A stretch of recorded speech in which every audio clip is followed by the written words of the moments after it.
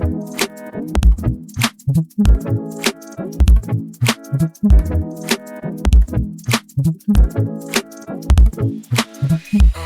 everyone, and welcome back to Shmindle Shmumlimited, the podcast for reviews, rants, and ramblings about books from our absolute favorite way to get books, the Kindle Unlimited universe. I'm one of your hosts, Amity. And I'm Lauren. And I'm Steph. And this week we read Holiday Hostilities by Katie Bailey.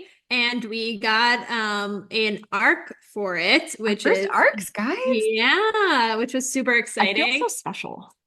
So ARC is ARC. It's an abbreviation for Advanced Reader Copy. So Katie and her team were fabulous enough to give us not only the opportunity to read this book early, but to, when we get into the recap of the book itself, we're going to be doing that with Katie. So that's coming up on this episode. But before we get into that, our usual intro, as always, includes a recap of our week, how it's been, what we've been consuming, either reading or watching. How has you guys' weeks been going? Good. I haven't been reading. It's It's hard to read when you go to bed at 8:30 because you're exhausted. Hey, I do that year round.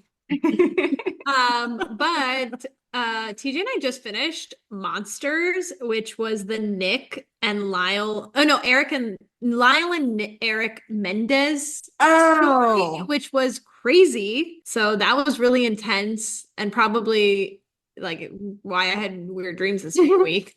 Didn't even know the story to begin with, and then watched this like little dramatized series about it, and now I know their entire lives. Interesting. So that was Are they interesting. still in jail? They're still in jail, but they are trying to appeal it because they're in jail without parole for life for killing their parents. Did their parents deserve it? So, like, they make the claim that their dad was sexually abusing both of them. But they didn't tell anybody and they were seeing a therapist. But the reason why their appeal is coming up is because somebody has come out of the works stating that Jose Menendez, their father, sexually abused him. So pattern. Yeah. So all right. So there's a potential for them, but it's very interesting. And I have to give Netflix and the series props because they didn't go gear towards one side. You definitely saw both sides. And so like you kind of had to make your own opinion, which was interesting to me. Right. So yeah, that's what my week's been like. My week's just, rinse and repeat every day. But I read a book last week that was a lot different than my norm. It was called Priest. Ooh. It is definitely dark romance, but the male main character is a priest and breaks his vow of celibacy. Whoa. And like that is the first page. Wow. Yep. So it was a very different book. It was good. I enjoyed it. Well, I was really inspired by reading Holiday Hostilities and completely different. hopped right into additional Christmas reading.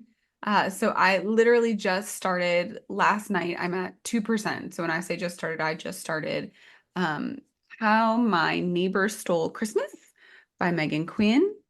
Oh, I've seen, you have to let me know. I've seen ads for it on my Kindle. I had as well, and I tried to start something that wasn't Christmas themed, and I was like, no, I am like 'tis the season. Let's keep rolling with it. Like there's only so much while I'm in the mood to read this type of book, let's read it. So I started that book. So I'm excited to keep going with it. And like I said, 2%. So it's been great so far. I'm ready for all the Christmas movies. They're the Chad Michael Murrays of the world, and there's one with Chris Evans coming out. So oh yes, that one looks Red, I think it's called. Yes, something like that. Okay, important question. Favorite Christmas movie? Go. Ooh, I love Love Actually. Miracle on 34th Street, but like the one made in the 90s. Okay, good answer. I'm gonna have to go with A Christmas Story. I mean, it's a major award. Nothing? Maybe. Do you watch it every Christmas? Of course. And it's I think the first time I ever saw my father, who as a kid, he was pretty kind of just even keel, just saw him cracking up laughing Ooh. watching that movie as a kid. I don't know that I've seen it. Ralphie I feel like and I know the movie. I oh, just don't know that I've seen it. it's cult classic. Like the more you watch it, the better it gets, in my opinion. Now, do you guys watch like the Hallmark movies and all the Netflix? So I tried watching one last week and I had to shut it off because it was a little cringy. I watched Christmas Island. I fell asleep. I started the one where the snowman becomes a real man. I'm like, It's not great. That's hilarious. It wasn't the worst, but I was like, I don't know. that one was a little too much. It was. Wait, also the Taylor Swift themed one looks so Wait. cringy, but I'm definitely watching Is that on it. Netflix? No, it's I think it's Hallmark. Netflix is doing one. Hallmark is doing one. Like Is it's like a Trav couple. a character?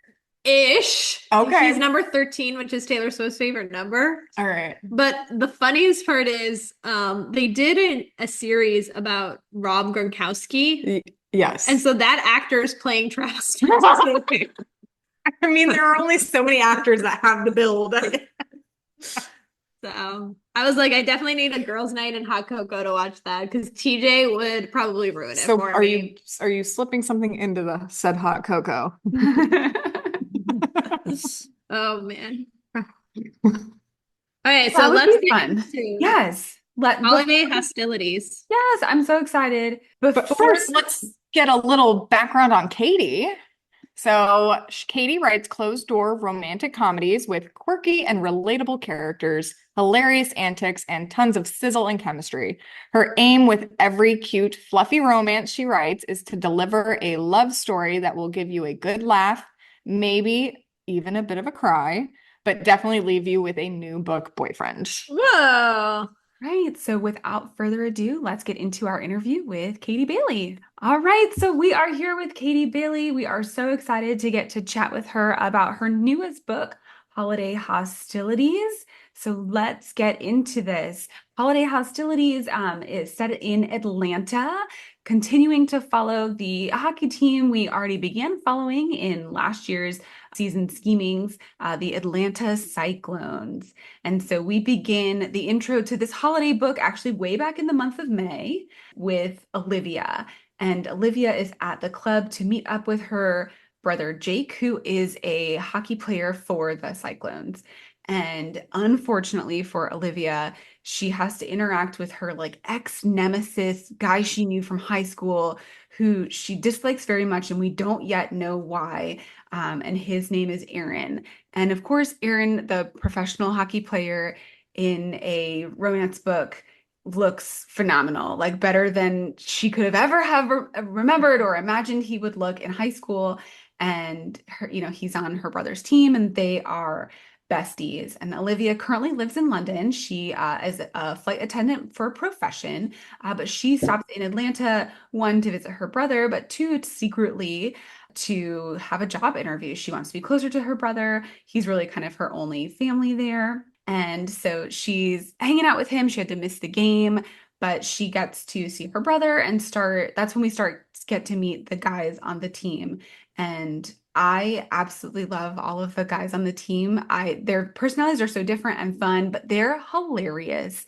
And what just a eclectic group of men and all their funny interests, and all with varying levels of, I think like any professional sports guy, like player, what's the word I'm looking for? Reputation, but all just like nice guys underneath it, quite frankly.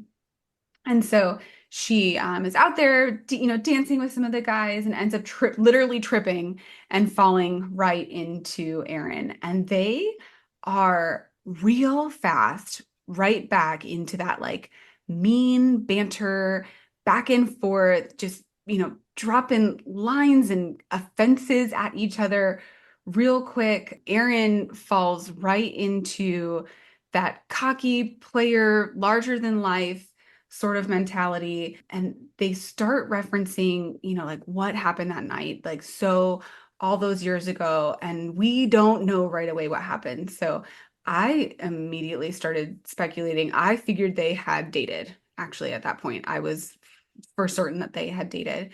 And oddly enough, you'd think like if I'm at the club and I have my like older hockey brother there, he would have been much more protective. I'm like, yeah, go dance with all my player friends. It's fine. Um, but he is like buried in his phone and texting somebody. And Yeah. then we fast forward to November. And so come November, turns out Olivia got the job and she's now living in Atlanta and she has the three worst roommates ever. There's one who plays bagpipes at 6 a.m., another one who's like breaking up with her boyfriend every other day, and then an additional one who's an underwear thief. Um, I have never really had a bad roommate experience. Like when I try to think of my worst roommates, it's just my sisters. And I think that's just because like we're growing up with each other. So of course they're stealing my stuff and not, keeping everything as neat. Have you guys had bad roommate experiences ever?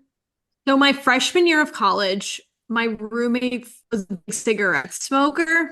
Oh, And so she would, so like just the smell would get on all my clothes and everything. And you have to think Oh, of like college dorms where you're like on a bunk and their bunk is like right there. like you can and high doing laundry five. is Yeah, hard. exactly. And she was really nice. I did actually have like a really bad experience with, she didn't do anything, but the night before my finals of Christmas, she had an aneurysm. Oh, I'm sorry. What? Yeah, yeah. And so we had to fly her over to UVA. And so I ended up having a new roommate the second semester of college. All right, Steph, this escalated real quick. Yeah. So yeah, that was probably my worst roommate situation. Yeah, you take the cake there. I lived with five guys in grad school. I mean, Oh yeah. yeah. And one of them walked the dog down the aisle at the wedding, so I think that one actually turned out well. Yeah. Katie, were any of these characters inspired by real people? Luckily, no. Um, I had some interesting roommates in my time at college too, but with this, I really wanted to give Olivia a real reason to get out of that roommate situation. So I ended up in a Reddit rabbit hole, and this is actually based on not people from my life, but real people from Reddit have Oh had my similar gosh. experiences. What a Do fascinating you idea to go there for research. That's do you phenomenal. read it a lot for research? Because Oh that is yeah. absolutely hilarious. Now, when Yeah. you read it for research, are you typing out like the prompt or are you going to existing Reddit threads? Oh, I literally typed worst roommates ever, and there was a whole thread, and there was someone who I'll not say it was really gross, but it was something to do with underwear, and that's what gave me the idea for the underwear thief. But I know. the real life story was actually way grosser. Yeah. God. Oh gosh. Okay, so we learn Olivia has these awful, awful roommates and she is up early. And so she texts the other person who she knows will be up bright and early, and that's her brother Jake. And she wants to go to breakfast. And so they go to breakfast, and his girlfriend, that person he was texting back in May, is there with her name is Sophia, and they go to breakfast with Olivia. And so Jake and Sophia seem so cute. Are they, because they're like sub main characters of this book, are they not going to get their own book? No, they won't get their own book.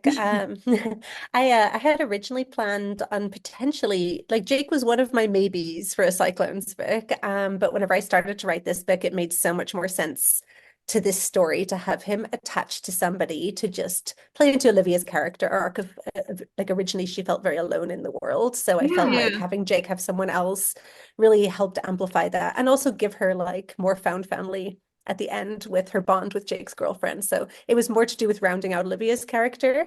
So no, I don't think Jake and Sophia will get their own book, but I think they already got their happy ending. Good. Yeah. They were so cute. I Yes. really enjoyed them. I enjoyed it was a nice kind of subplot through the book. But so waiting for them at this impromptu breakfast is the other person who's up really early, and that is Aaron. And Aaron's getting these text messages all through breakfast and very, like obviously not hiding them from Olivia. And so she sees it and just jumps to conclusions like, oh, this player, he's awful. Aaron, we now get some of like his thoughts and perspectives. He hasn't taken anyone on a date since he saw Olivia at the club all those months ago. He's really, really focused on hockey right now. He made captain at the start of the season, which, as someone who read Season Schemings, I was like, man, I just reread it right before this. And I was like, I really did not think Aaron was in contention for this. Like, that's interesting. So it was fun to get some of that backstory, coupling those books up straight back to each other. And it's November, so we head right into Thanksgiving. And the Thanksgiving Day game begins with like weird pre-game media vibes for Aaron. He's asked about a cockroach and he's confused by it.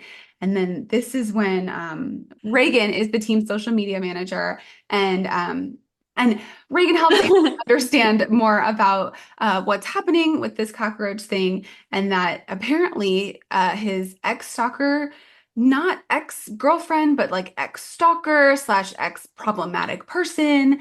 Mush proposed on his front porch. Yeah. Right, Like, like just she's problematic committed. interactions, has done something with the zoo where she named a cockroach after him and it was fed to an iguana. It was, it On was, live media. Yeah. yes. Is this in real life? This happens somewhere? Sure does. Oh my God. Which zoo does this? Apparently a lot of them. It's usually a Valentine's Day tradition, but I had to change that up for the purposes of this story. But all over America, you can feed cockroaches named after your ex to iguanas. Oh, I love it so much. That's very American too. yeah, exactly. Only here. And so the owner of the Cyclones was also surprised, like I was with Aaron's captaincy, and is disappointed. And he felt like he had somebody else in mind for it, and Aaron must be distracted if he's out there making the ladies so upset that they're feeding iguanas with his name on it to people. And that questioning of the captaincy gets back to Aaron, who is already in his head because it's weird because somebody just tried to like voodoo feed him to an iguana. Yeah. So we learn, we're really beginning to learn about Aaron's character here, and the weird, quirky kind of pregame routines he has. I absolutely love that his pregame routine is that he crochets stuffed animals. Yes. He ends up donating those stuffed animals to a children's hospital. What a way to take something like Yeah. just the need to get that nervous energy out and like just make him an even better person with it. Like I thought he was such a great guy and such a great character, and this just added such a pretty bow on top. And It was then funny because while I was reading, I was just kind of mad at Olivia because I liked Aaron so much. And I was like, stop being so mean to him. I was saying that to her the whole book I'm like, too. he's such a good guy. I would have been that friend. He would have been like, just go for it. I think if she had better friends, someone probably would have told her that a lot sooner. Like She did have a flight attendant friend who was thing, like, yeah. oh my Go for it. I God. loved that character. Right. But it did her like go for it perspective to me at least seemed much more based on the fact that like Aaron's hot and not he's like a genuinely good guy and Yeah, maybe yeah. haven't you changed since high school? Do you think you should give him a chance to have grown up and matured?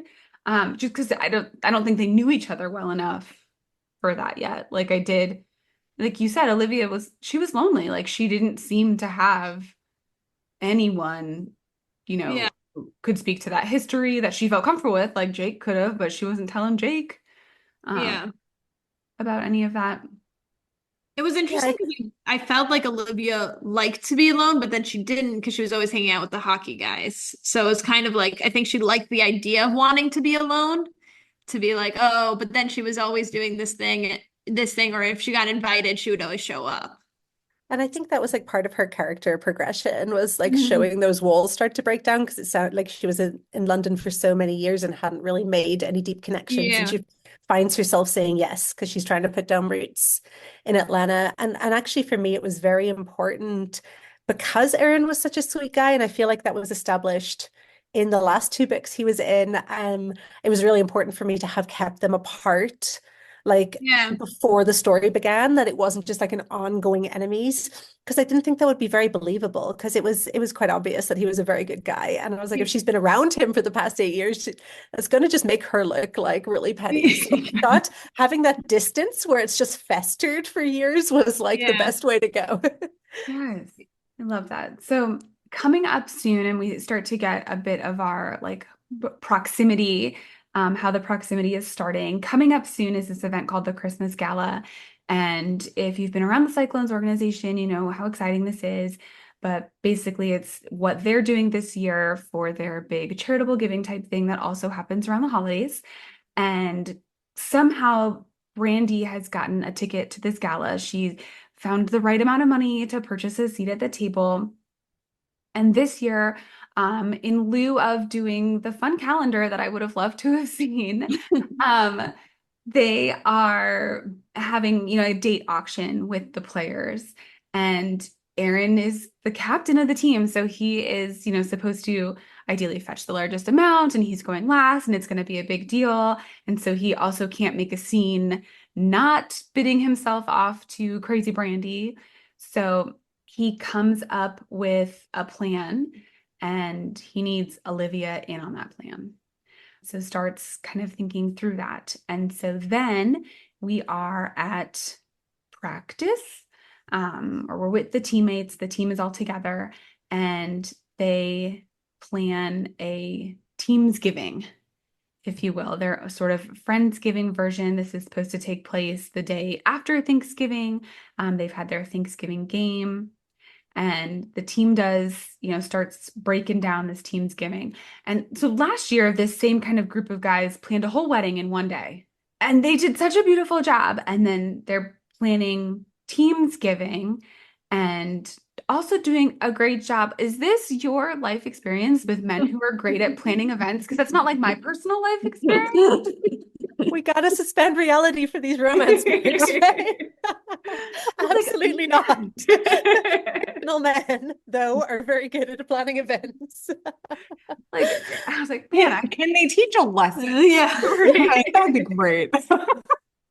That's next year's gala. I think it's like wishful thinking on my part, because my husband is amazing, but he's not the event planner in our family. That's all me. So. Is that all of us?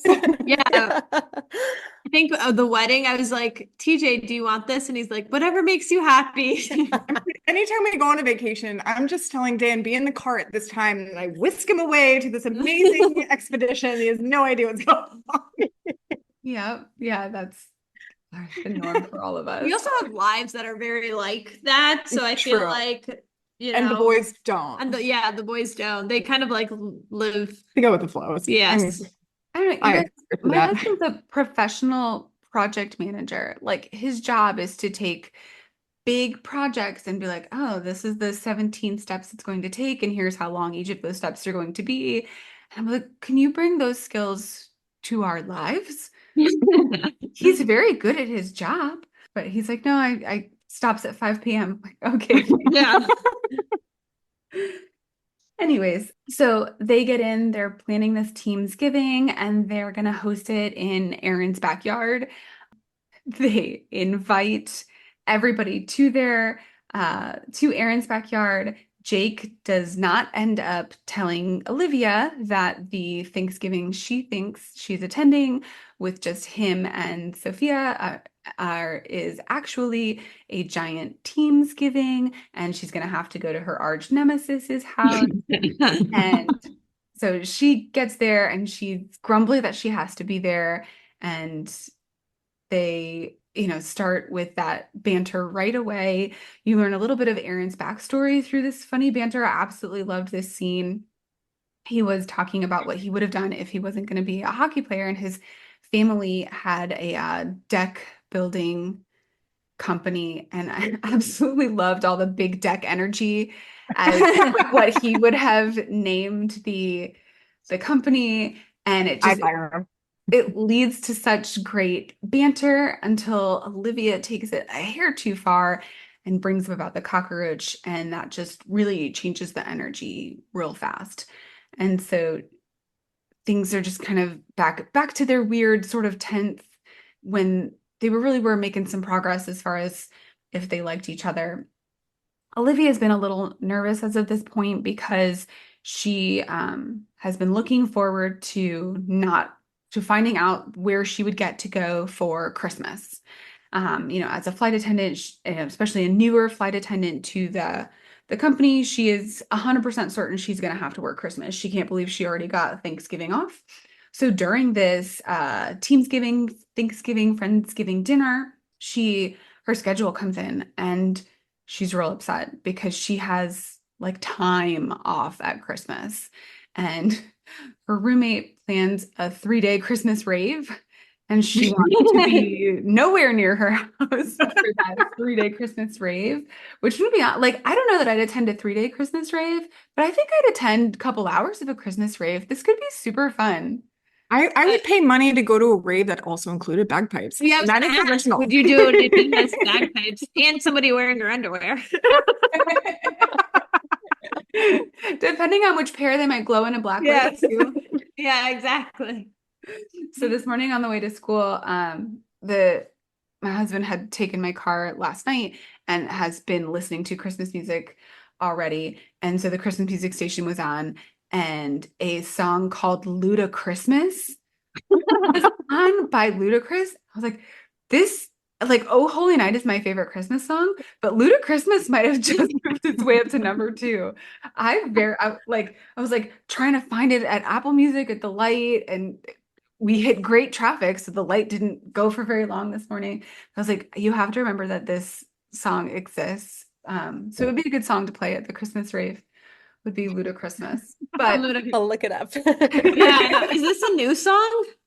Like, did don't- he just release it? I don't know, but it was like I very much enjoyed it. And then the song that came on after was Rudolph the Red-Nosed Reindeer by DMX.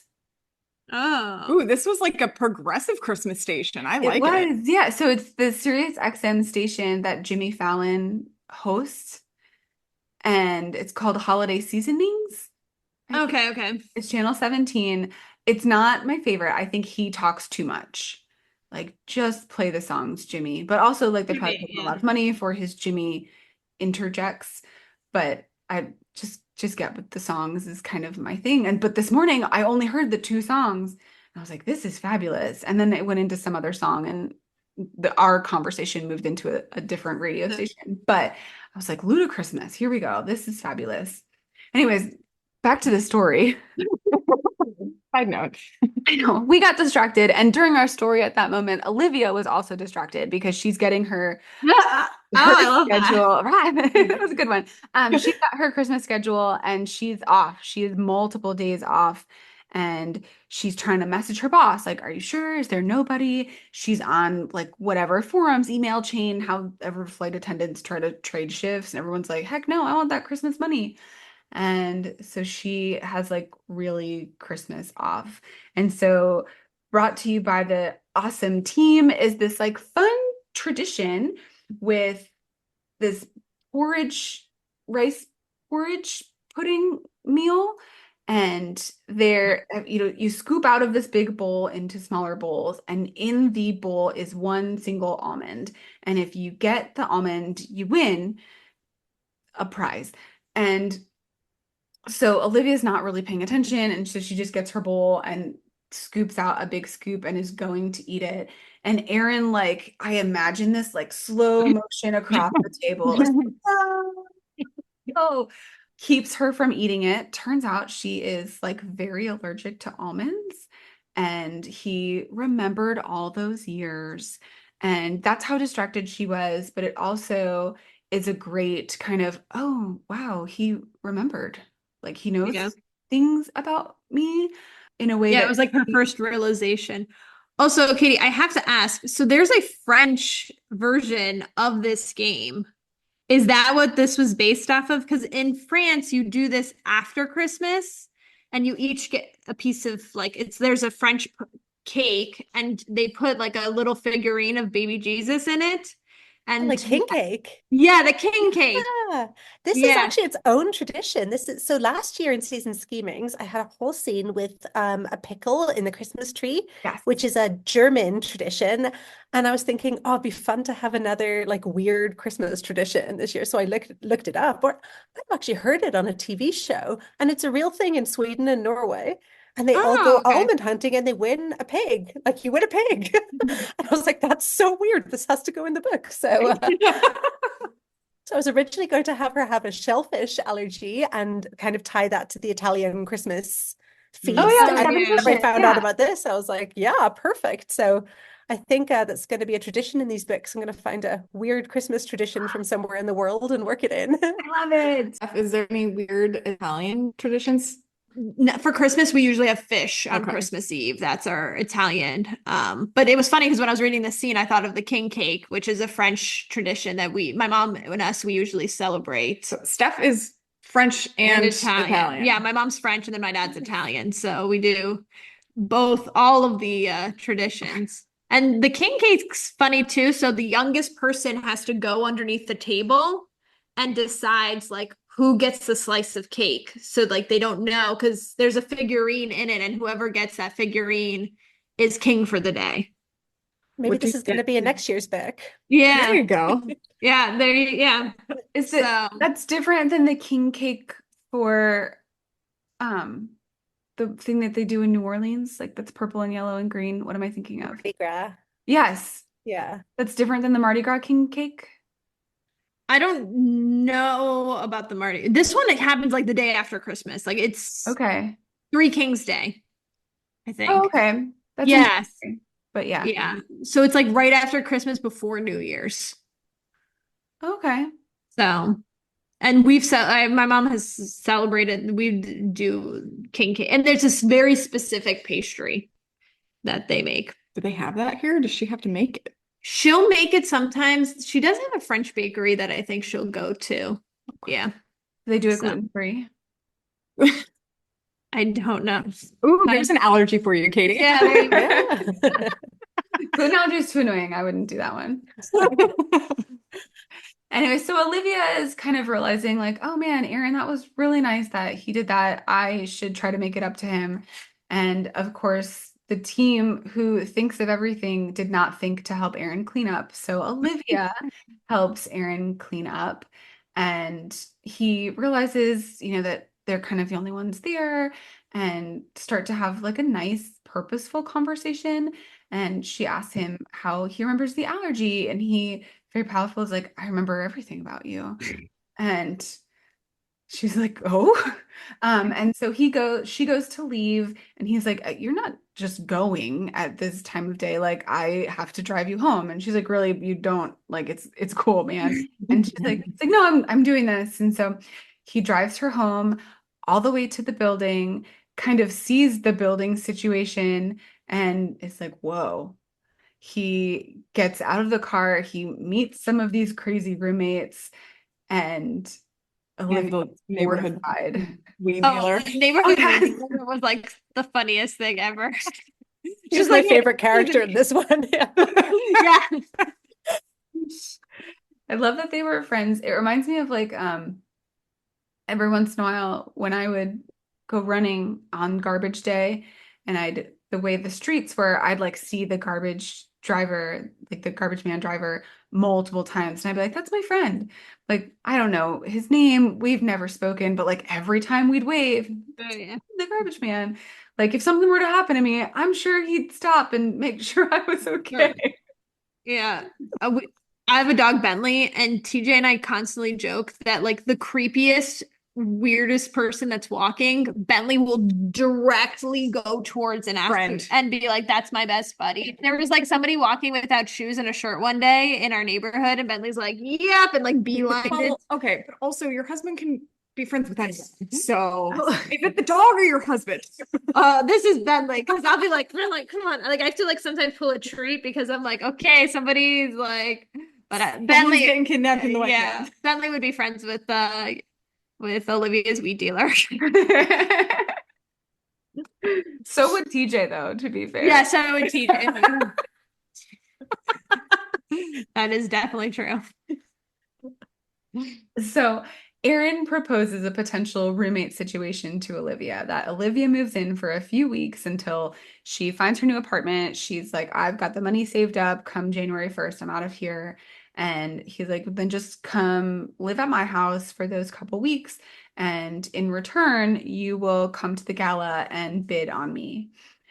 And they're a little like, it takes her a lot longer to think this through than I like. She seemed so This is a miserable. great idea. Yeah, I know, Right. seriously. Like, oh, you want me to be anywhere else? Awesome. I will come right now. Like I remember being really surprised, like, oh, she took days to get there. Like, wow, I would have been like, yeah, I'll just BRB. So this is when You we want me to start, put my stuff in your car now? right? Like, we'll take half. I'll come back for it later. And so we also start to find out at this point what happened to back all those years ago. Erin had snuck in her bedroom window, and Olivia was upset. She had been turned down for a Sadie Hawkins dance. He almost kisses her and then just leaves instead. And we of course, we find out later that like he was just, trying to be aware that that was his best friend's sister and that he calls her Little Grizz, just to kind of remind himself, like, yep, Lil, like the big one, because the big one's my friend. And so, we start to learn more of that. And then we get into December when Olivia is getting ready to move in, because again, it wasn't that same day like I would have gone. And I absolutely love this scene, some background knowledge. So they are together as a team, and not a whole team, but a number of the team is driving in the truck out to Dallas Cooper, one of the players, and his family has a Christmas tree farm. And this was when I really started picking up on like, oh, these are intentional Taylor Swift references. Was you like specifically outlined that they were listening to the song Christmas Tree Farm. We are Swifties. We saw one of the Eras Tour legs together when she was in Tampa. Did you get to go at all? Oh, it was Oh, like in Canada, like it was literally impossible. Like everything was sold out before they even went on sale. Like, oh and my the resales gosh. were, and yeah, with flights, it would have been, and hotels, it would have been like a lot, which is really unfortunate. I was really sad. My sister went, she lives in the UK, Okay. so she went in London, so I lived vicariously through her a little bit, but I was Oh, really disappointed. It's really cool you got to go though. I feel like everyone who went is just like it's a once in a lifetime experience. it Like really is. our all of our husbands went too, and some Yeah. not like mine, not a Swiftie whatsoever, I but don't know. I have a video of her oh, husband I didn't even get to jamming. sit with him. So I think her husband's a closet Swiftie. no one needs to know this, according to him. But he like just raved for days after we got home. Yeah. I, He Mine was is happy. out and proud. He will tell Oh, anybody what a great performance that was, how awesome she was. Yeah, I think with Canada though, the places are much smaller than the other places from my understanding, right? Not sure. I know she played in Toronto and Vancouver. I'm in Calgary, Yeah. so each one is like a flight away. And those would have probably the two biggest arenas, but probably smaller than a lot of the venues in the US. Because I think in the US she used a lot of NFL stadiums, right? Which tends to be the Yes. biggest, and we Yeah. obviously don't have NFL up here. So Yeah. that might be the difference. But yeah, they were impossible. And like, I mean, I heard like they were reselling for like $30,000 type thing. Like Yeah. it was like Oh my God. absurd. Yeah. oh Yeah. my gosh. In Yeah. Canada, is she doing the soccer stadiums? Do they? No, Or, hockey, I think. The hockey Okay, okay. stadium. hockey. Oh, Yeah. Yeah, I Lord. think. That's cool. Yeah. So I I think it think was so. because here it's like 70,000 Thousands. people can fit in the stadiums, where I was seeing in Canada it's like 20 to Yeah. 30,000. Like Oh, it's not as big. wow. Yeah. Yeah. Well, So you wouldn't be able to do anything outside this time of year. Like she's playing at the Yeah. moment in Toronto. Like it's way too cold. yeah. Everyone would freeze. Yeah. We're happy because it's getting into the 50s Yeah. tomorrow here. Yeah. Oh, This is the first time I put on a sweater. stop it. We have snow and I'm so disappointed. I Yeah. know. So, what's your favorite like era or album? I feel like I'm always torn on this, I have to say. I think like between Reputation and Lover, like that era of Taylor Swift like was like very like important to me, I guess, so like in my life. There are other eras where I feel like maybe I prefer the music, but those are the ones that are like mine, if that makes sense. I love Yeah. that. Yeah. Those are my two favorite albums. So I kind of think that maybe Midnight's is my favorite because it feels like the Smashing. Yeah, that makes sense I don't know. actually. I can see that. Yeah. I've always been a Red because I think I saw my first time I saw Taylor was with Red, and then I saw her for 1989, and then I saw her for Eras. And I remember getting the Red album, and I was also going through a breakup. Taylor's feeling the feels that I'm feeling, and she knows exactly. And I was like, every lyric, I was like, she's speaking directly to me. Yeah. And it was funny because Ed Sheeran had actually wanted to open up for her. So Oh, that's yeah. amazing. Yeah, so yeah, I've always been a Red. I'm just along for the ride. Awesome. Okay, so they go to Dallas's house, they pick out this gorgeous Christmas tree, they bring it home, and Aaron is adding all sorts of Christmas fun. And so Olivia moves in later that day. Aaron, being the amazing person that he is, he's like, I've got my two other rooms. There's one that's just filled with knitted animals, which like is cute, but I could imagine a whole room filled with that might feel a little creepy. And then the other room is like his all his hockey stuff. I'm just imagining posters and like Wheaties boxes and medals and trophies. And so he's like, you know what, I'll live in the shrines to me and my passions, and you can live in the master. It's not like he went to like Sephora and stacked up on all of the stuff that he thought she might need. I'm like, man, that's what a guy. And he makes his grandma's soup, special soup that he's been telling her for sure he's been making for a while. Like And the Italian penicillin. Yeah, and it was funny because he calls his grandma Nonna, which is what I call my grandmother. Well, she had passed, but so it was funny. I was like, oh, Oh, that's so fun. so And he picks her up from the airport. He's just like the nicest guy. And of course, while he's trying to be nice, he spills soup on himself. It's like burning hot, so he has to take his shirt off. Oh no. And then so she's like, sad. right? So she's like applying cold compress, figures out that she kind of hates Christmas and would prefer to not watch any Christmas movies, not really do anything holiday-esque, but instead to watch thriller movies. Specifically, at this point in the book, they actually use the term holiday hostilities, which was fun to spot the title during the book.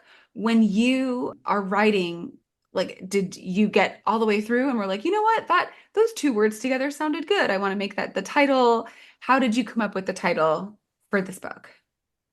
I needed something that worked with season schemings, honestly. It's like so You got on it's the so like alliteration. artistic and uninspired. I was like, okay, what's going to be next season's holiday? Like, yeah.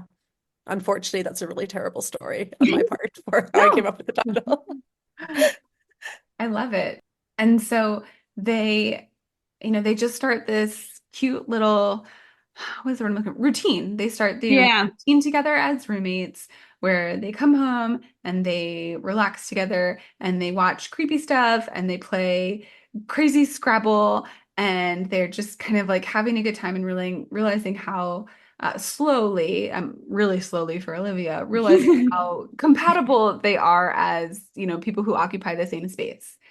And then they go shopping for dresses for the gala. And in this particular scene, which was just super fun, but what I really liked about this scene was that we realized that the girl that ditched Aaron at the club back in May was Holly from the Quit List. That was so cool. So, do you already have everything for ATL? Like the Atlanta area series is mapped out completely. No. How did this happen? This really caught me off guard. And I was like, wow, like that's so fun. I like my books to connect, and I like there to be like little nods to each other. I'm a terrible planner and a terrible plotter. And even if I try to plot something, it's gonna go the opposite way in the end. Like my brain just won't let me follow the instructions at all. So my books are always like no one's more surprised when my books are done than me. I'm like, oh, that's what happened, like every time. So yeah, it's not the most ideal way to write, but it's the only way I know how. And when I was writing the quit list, I was trying to think of like someone I wanted to get like more of the Cyclones world involved there. And in Season Schemings, like Aaron's described as a really good guy and a real softie. And I'm like, okay, like that would be someone you'd set someone up on a date with. Yeah. Yes. And then I wrote Olivia coming in, and then I was just like, oh, this girl has a story with him. So when I was like, that's when I came up with like the idea for Erin and Olivia's story is when I was writing the quit list during that scene, and I was like, okay, this needs to be a book. And then I guess from there, when I went into writing this story, I was like, why don't I just make that the first chapter of the book? That kind of sums up their history together, sums up them seeing each other for the first time again in years. So it just made sense to start there. Yeah. I loved it so much. It was fun to see the interconnectedness. And I love that it was kind of inspired by the books themselves, like the cycle is writing itself. Because I had imagined like Yeah. that meme picture of like that guy from, is it Parks and Rec, with like the red string and the pictures and like the crazy, like, yeah, it's all gonna work out like this. Yeah. No, I wish. No. But I think it's fun this way. I love hearing that it comes from genuine inspiration, and I hope you can tell. You know, we all enjoyed the book. Like we're not done, but we enjoyed the book, and it's fun to hear that you were inspired to write it, and not that it felt like, well, this is next, and almost like a chore. You know what I mean? Like I love that for Sure. you, Yeah. that it's, coming off as fun. And like, yeah, Yeah. I was excited to tackle their story. And I guess with season scheming, that didn't really set up a next couple because season schemings again was it was an idea that just came to me one day while I was writing the quit list, and I actually put the quit list aside, and I wrote season schemings in like I don't know 6 weeks or something. It was wow.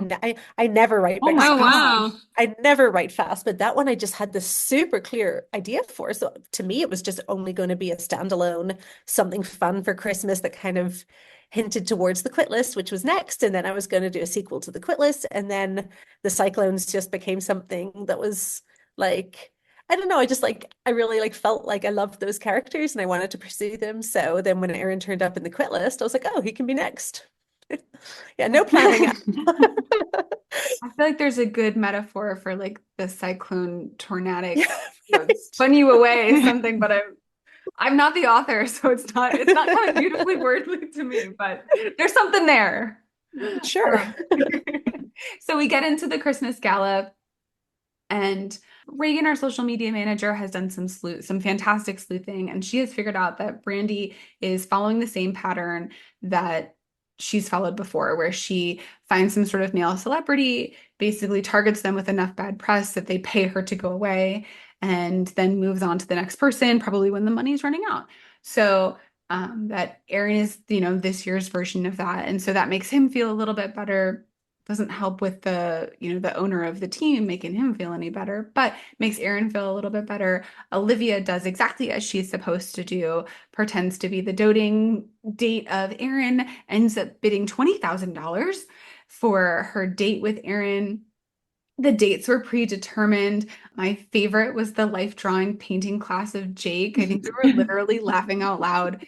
I I was cackling and the dog looked at me. Um, I thought that was so fabulous.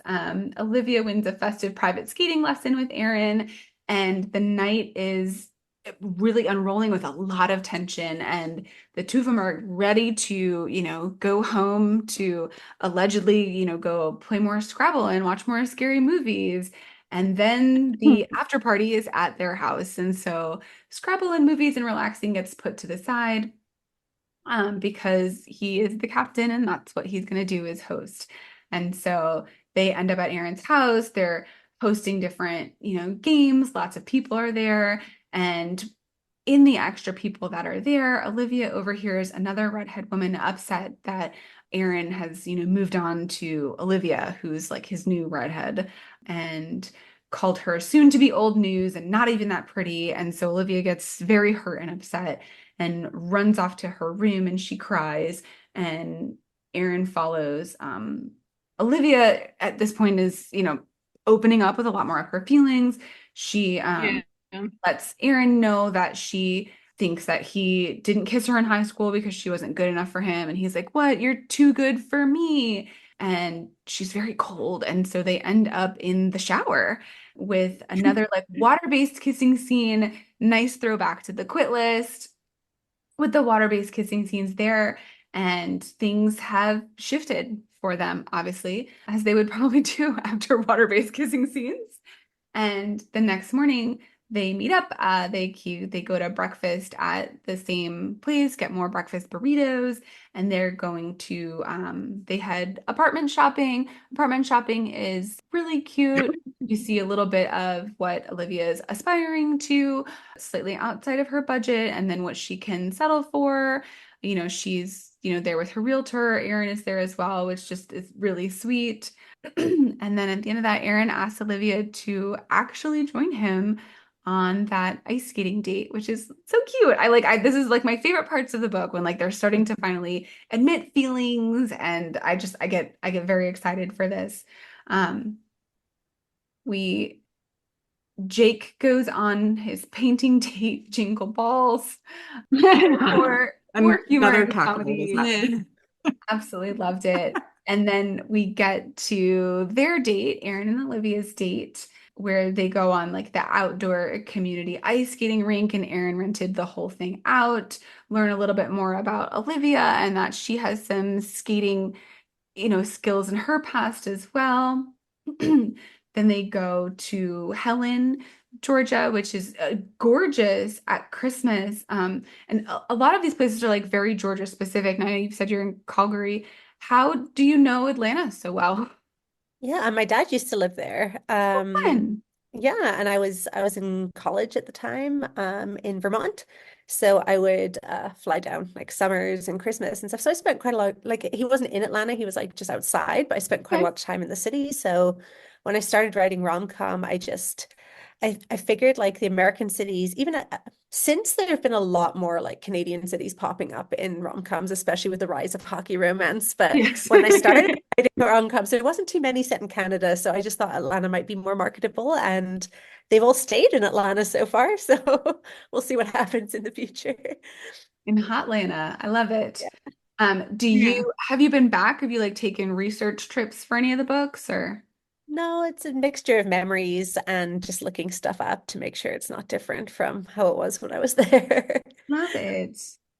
Love it. And during this was so sweet. So we, Aaron's dad passed away and he had been a really important part of his life. And it's commented a couple times about a bracelet that he's wearing. And we find out that the bracelet is actually made from the leather of his dad's last notebook. His dad used to sit through all of his games and take notes. And I loved the way it was described because so often I feel like it's a pretty common trope where somebody has a dad who's like not like, oh, you think you played well, son, but here's the 14 things that you did wrong. And it's just a very Yeah. relationship. And I loved how this was described as like a dad who was not critical but supportive of his son.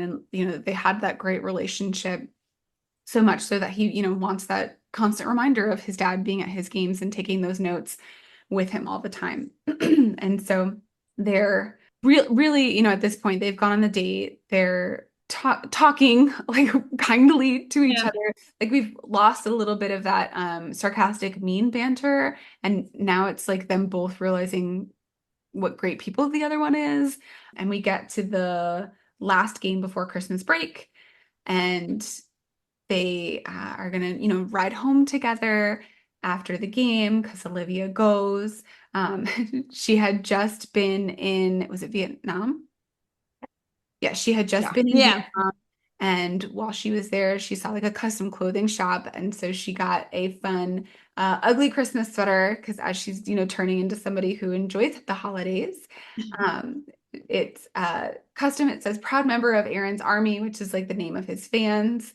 And he absolutely loves it. She shows it to him while they're on the front porch about to walk inside for what they think is basically like a Netflix and chill evening. And they really have like their second kiss ever on the front porch and so enjoying this moment. And then the front door opens and Aaron's mom and grandma are there. And I absolutely loved, I know you guys loved the drug dealer as like underrated main character, like side character. Erin's grandma is my favorite. She reminded me so much of my grandma in her like, get it, girl type ways. She was hilarious. I absolutely loved everything she brought to the story. And so Aaron's mom and grandma are there to surprise him. He's been hinting about just someone fun being in his life. And so they're like, oh, I can't believe you wouldn't have brought this girl home. He ends up telling his mom, like, oh no, this is Olivia, Olivia. And she's like, oh my, you always were talking about her. And Olivia's like, really? What fun. And you know, grandma and the mom each get their own bedroom. The mom and the grandma cannot share a room. They're in their kind of usual spots. The mom looking at Aaron's posters and the grandma sleeping with all the stuffies. And they're like, no, like this is obviously a very serious relationship you're in. Go right on into the master. Like, don't even pretend. And Aaron's like, okay, I guess I'm just gonna find some pillows. And Olivia's like, just come on in. Like, we're obviously there. And they end up just sleeping well together and actually just sleeping, like snoozing, genuine sleeping, snoozing together, sleeping, the basically best way they have, and start to help Olivia have some happy memories of Christmas and the Yeah. time surrounding Christmas in a way that she, because of her past, wasn't really ready to do before. She had, had some crappy Christmas things happen with her family and part of, her estrangement with basically everybody but Jake. And so she is, starting to make some new Christmas memories and moments with Aaron and his family. So they have their really nice Christmas and Christmas Eve, and they do some fun, pretty regular traditions. Yeah. Their Feast of the Seven Fishes. They get a lot done on Christmas Eve. I was very impressed with everything that they got done on Christmas Eve and all the, the fun they got to have. And then Christmas morning, they've got the big breakfast that is a tradition for the grandma and exchange a little gift. And Erin's gift for Olivia was that nice apartment that she just couldn't afford all of the, first, last, security, everything on. He paid all the deposits. And I love that he wasn't like, oh, and I leased it for the whole year or whatever, but like, I'm helping you get there. And I really Yeah. appreciated that he was even looking to that. Like, I like you, and we should also have space. And I think he even says specifically, like, the best relationships are ones that don't start when they move right in together. And I was like, yes, love that. And so not only did he lease her the apartment, but he also asked her to officially be his girlfriend. And it's like such a sweet moment. And then knock, knock, knock on the door are some more surprises because nobody calls or texts ahead on for Christmas. Um, They just show up. Surprise. Yep, it is Jake. In Jake's defense, he didn't expect Aaron to be there. So Do you think he Oh, did? yeah, that is true. I guess. But was the picture because not, Jake was supposed to be. Oh. but like wasn't the Eh, picture time stamped? Well, I guess he was leaving the next morning. He still could have yeah, gone. yeah. I think Jake thought he was gone to New Jersey to see his mom and Nona. So he just came, Jake. I really like Jake except for this part. Yeah, Jake but that's the stormed. brother's best friend trope, man. You gotta gotta lean into I that or you don't know. have that trope, hey? Yeah, that is. You do. So Jake comes over and he's weird from the very beginning. Not just like, oh, there's people here, but we find out that he's weird because a photo that Brandy, who we hadn't heard from in a while, posted a photo of definitely Jake and definitely Olivia kissing on the front porch. And Jake is mad and kind of gives them a moment to sort of discover that on their own. Sophia helps that process along. And so Aaron's like, I'd love to talk to you. And he's like, oh, I want to talk to you. Aaron ends up telling Jake that they are dating. Jake is mad. I mean, we are leaning hard into that big brother off limits trope. And Jake is real mad about it. And they kind of part ways. And I felt really bad for Olivia at this time because she was really out on a limb, like gonna make happy Christmas memories. And I really wanted, I think this was my big disappointment in Jake was like, Jake, she hates this holiday because of crappy memories. Like now you're gonna have one with her too. Like that's everybody. That was her whole family.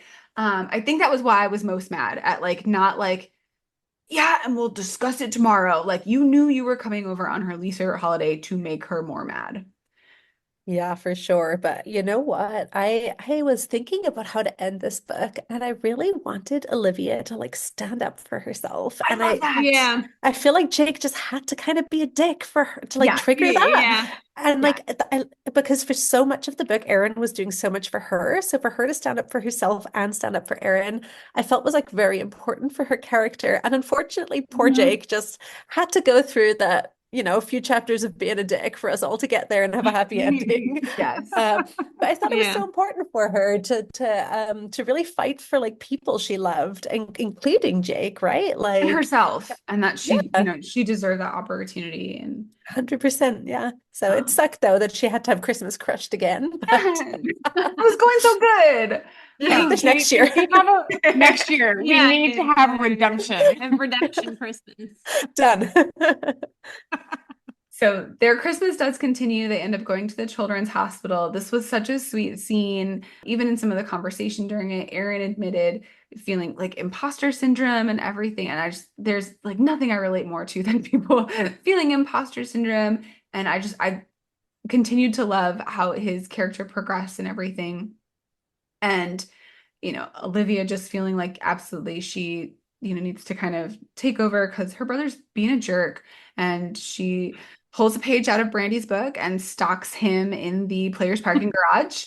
And it's cold down there and lonely and takes some time. And she confronts Jake and stands and really, kind of explains. And it's not just like I love that it wasn't like you were saying, it wasn't Aaron's a good guy, blah, blah, blah. It was, I'm an adult person and I should get to make my own decisions and you're just gonna have to live with it no matter who it is. Very much Olivia standing up for Olivia. But then also, I think, Aaron had done, like you said, a lot of work in, their relationship. I felt like so far he was really far out on that limb. And so I like that this was her kind of coming back in there. And then they go into this game, and I was really surprised they lost. Like, I was like, oh my gosh, how does what? Like, That's not how this works. Yeah. I I was very surprised, and I was like, is this game gonna end like the game ends. And then the owner is mad, and I was like, oh my gosh, like I was fully ready to be 100% shocked that Aaron is like, actually, I don't even like hockey anymore. I just like Olivia, or I don't want to be captain if you don't want like, and I was like, man, he's really fought so hard for this. So I was so thrilled, surprised when he, because I don't know how much he and Olivia like communicated that like, hey, my conversation with Jake went really well and we're good. Everything's great now. So he just like had that kind of blind faith and trust that like, nope, Olivia said it was going to be great. And so it is. And so he is like, no, and now I've got to do my part to make everything come true because it was, happy, happy ending. And so he ends up going out and speaking to the press and basically telling the press how he loves Olivia. And turns out Olivia kind of snuck her way into the press room and Yeah. like, I love you I love you too. too, And it was so Aaron. cute. It was so cute. And the owner finally, like the Grinch, his heart grows and he's like, oh, Aaron is a nice guy.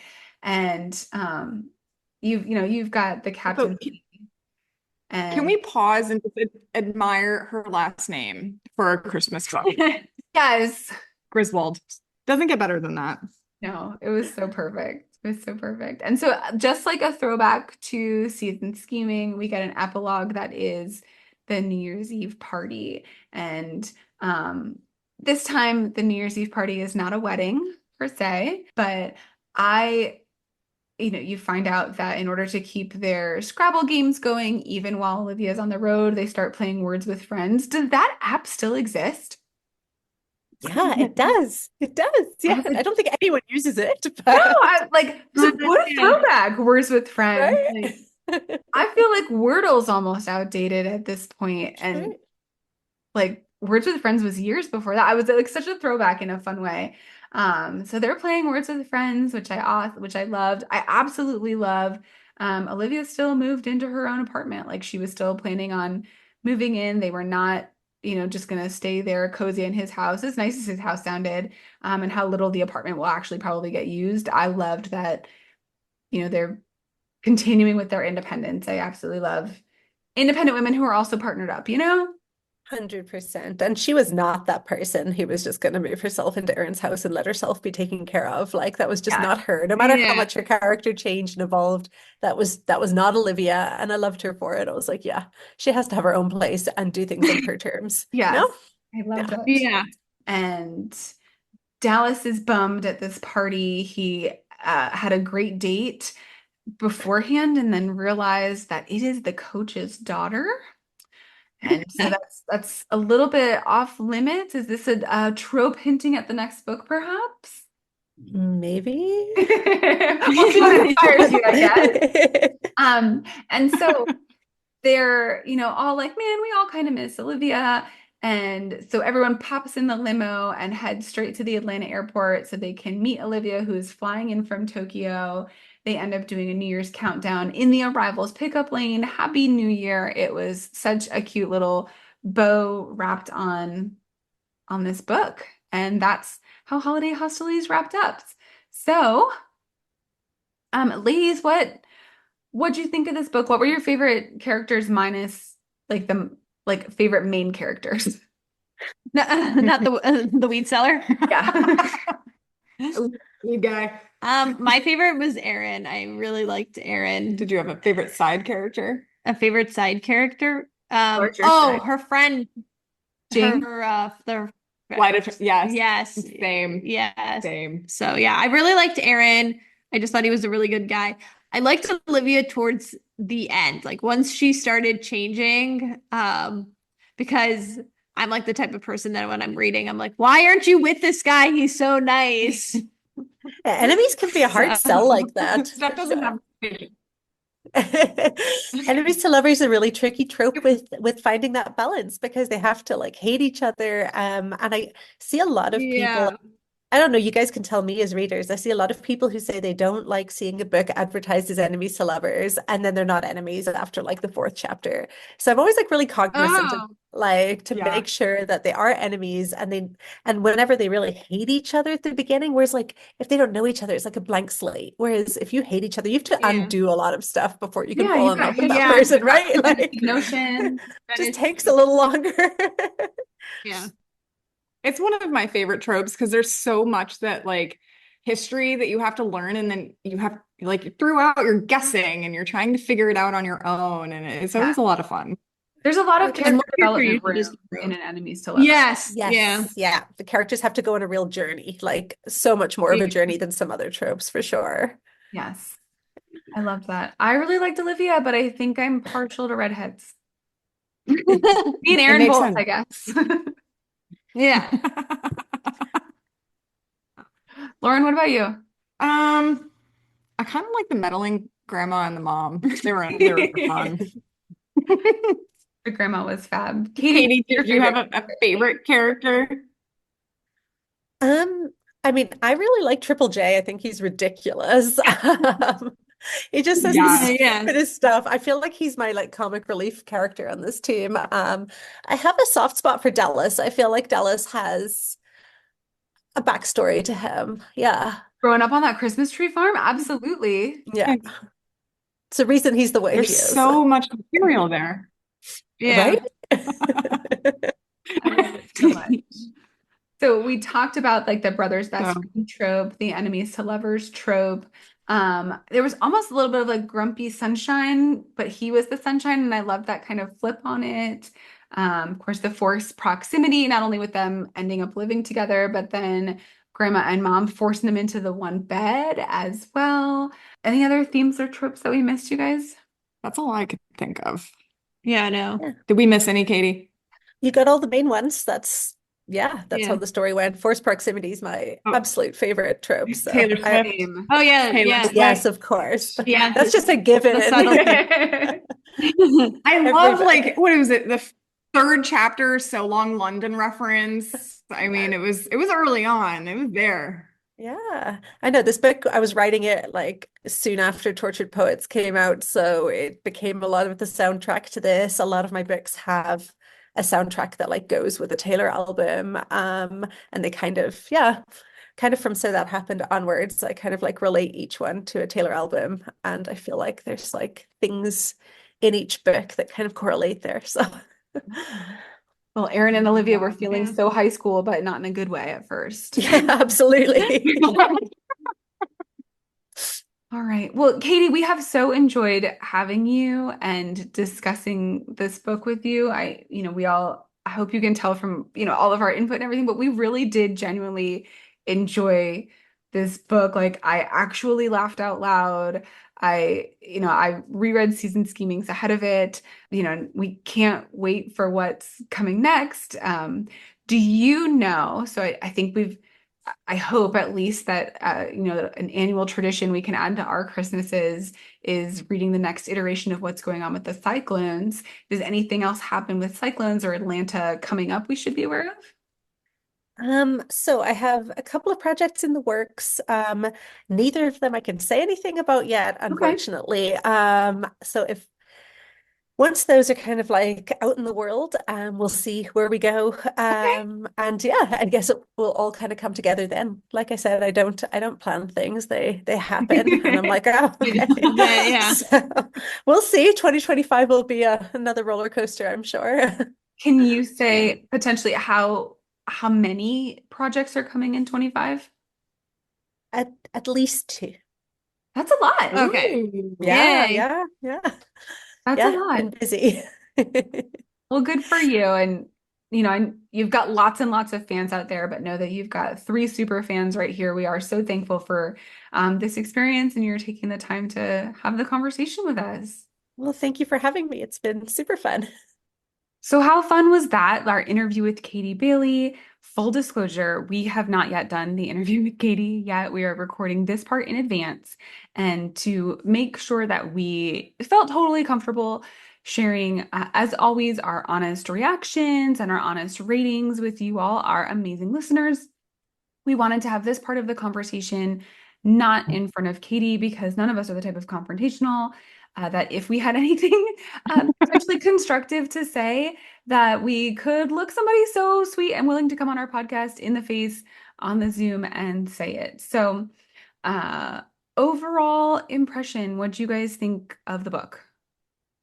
I enjoyed it. It It was was a super nice cute. read, yeah. I think it was well written. There weren't any like details that I feel like were missing a bow on it. No. Okay. The only thing I would change would be that it took them a while to get together. It's not I a felt slow burn. okay. I am like, I was ready for it. I was like, okay, come on. They moved in together, then this, then that, then this, and that. We should read a Mariana Zapata because that is the slowest burn of all time. Like 500 pages, and you're getting to like 450 before Yeah. anything happens. Steph, you would probably die. I was like ready. I was like, come on. And I think it's because she was like trying to be like this person that she was like, I am not going to get with him. And he was just so nice. He was so He was sweet. very nice. I and really I was liked like, just him give as him a character. chance. I So am so happy to hear you guys both say that you really liked the book because I really, really enjoyed this book. And I was like, am I just enjoying this because this author is nice and she's coming on our podcast? But like, I really enjoyed the book. Like, when I tried to think of things that I might potentially change, Um, the only thing, like my reading experience, I felt like things were wrapping up and there was still a lot of percent left. Being as this is our first arc, I wasn't sure if like, yeah, it's about to wrap up. And the last 13% of any arc is always filled with editor's notes and things like that. Like, I don't know. So I'd be ready, and then I'm like, oh, nope, another plot point. Okay. But again, I wasn't sure if that was because I didn't know if it would end at that like 99% like a book is supposed to end, or if it ended early. So I kept being kind of ready for it to end, but I don't think I was genuinely ready for it to end. I just was mentally being like, oh, this book's gonna end because I did really enjoy it. And I really enjoyed a lot of the callbacks to some of the other, the interconnectedness of a lot of her books. She has I'm sure we'll have talked about this in the interview, but the previous year she released a different Christmas book called Seasoned Schemings. This was the one that we both felt like we had read when we read the Quit List. I went back and I reread it before I read this book, and so I loved a lot of the callbacks.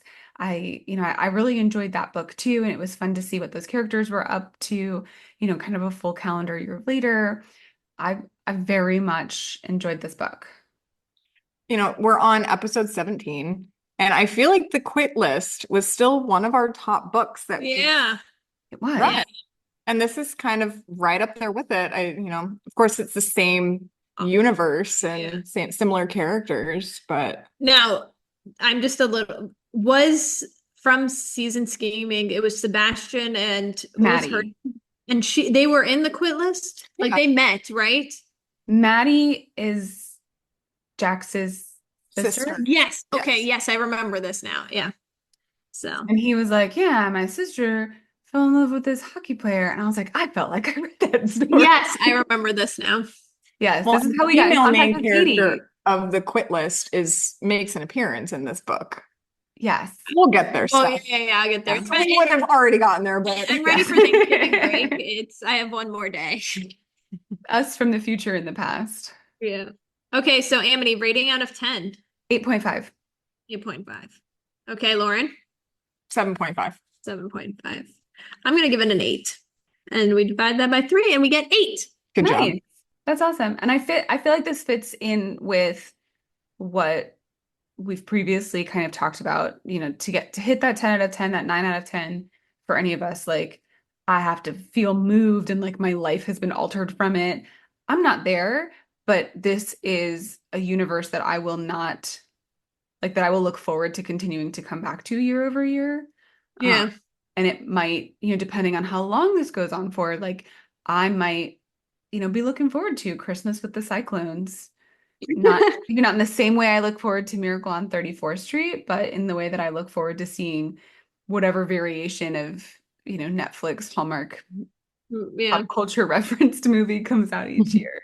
I do find like books that I like gravitate towards have a series with like characters coming back again. That the one that's becoming the Amazon Prime Video The Deal. That's a whole Yeah. series. The Brer. Yeah, the Brer You. I really like I like books like that because I like re-seeing characters and stuff. So It's there's like the another extended epilogue, but whole book's worth. yeah, exactly. 4 books later. Yeah. Right. Like now I get to know that they're okay and their friends are okay and how their friends were okay. Yeah. Oh my gosh. In the the Briar series, she has a book. So like it's a group of guys, and I actually think they play hockey too. They are in college though. And she does like a mini series about like their lives 10 years later-ish. And it's like each chapter is like where they are in life. There's also the spin-off series of their kids. Yes, and then there's a spin-off series of their kids with them coming back too. Cute. I love it. I want to know what the unicorn 10 out of 10 book, like, is that out there for us? I feel like probably not. I don't know. I wonder if to hit that 10 out of 10, it has to be a series. Yeah. Yeah. What's a 10 out of 10 book you've read? I would say Inheritance Games, the whole series, really well. Oh, yes. Like would read that again.